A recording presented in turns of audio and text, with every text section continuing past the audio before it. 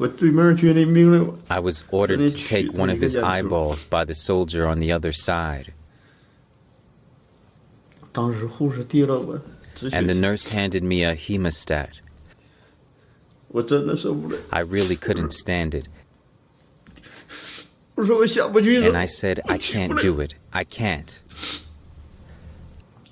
The horror Zheng witnessed took place in 1994 inside a van guarded by armed soldiers, then staffed with 5 surgeons and nurses. He thought they were on a secret military mission near a prison around China's northeastern Dalian city.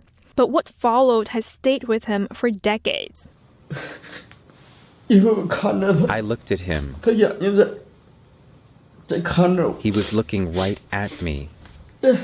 This man at my feet during the operation, he was really looking at me.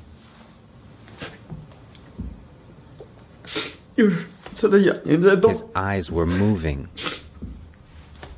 Zheng says the man was no more than 18 years old, carried into the van by 4 soldiers, his limbs tightly bound by ropes. A doctor first sliced open the man's stomach, and 2 others extracted a kidney each. The man's legs twitched, his throat moved, but no sound came out.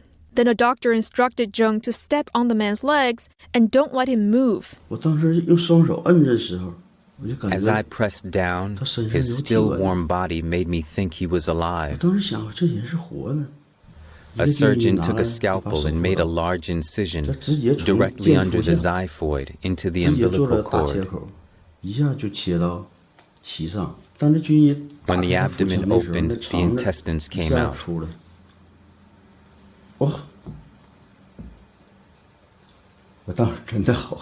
And I was really terrified. Another surgeon pushed the intestines aside and retrieved a kidney. Then another got the second kidney. The head nurse swiftly placed both kidneys in a temperature-controlled box.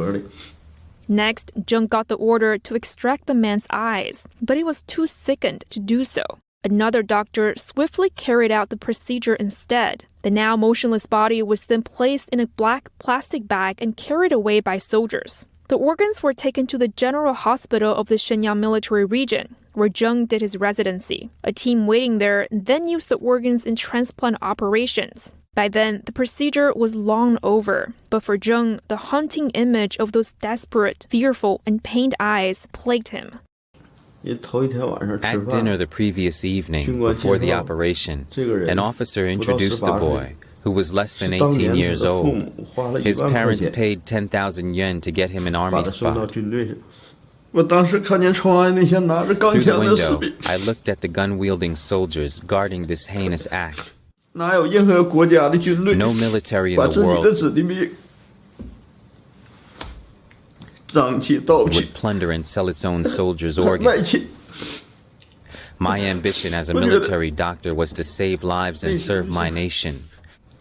But I couldn't fathom the depth of my country's atrocities.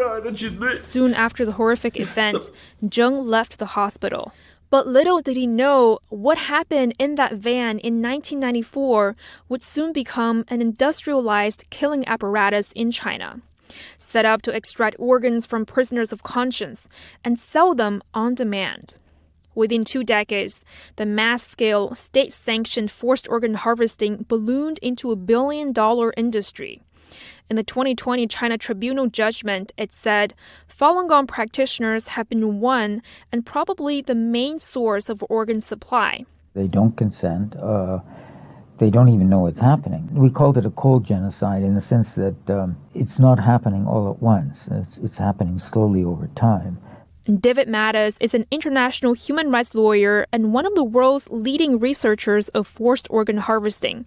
In 2002, while accompanying a military official for a medical checkup, Zheng first learned that Falun Gong adherents were used as an organ source. Doctors at the hospital where Zheng once interned told the official that he needed a new kidney to survive.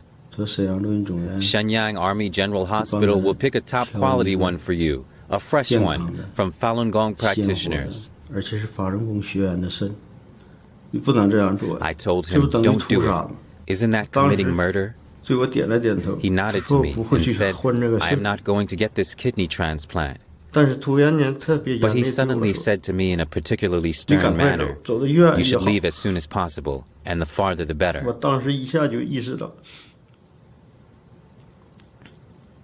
I realized I might be silenced if the story got out.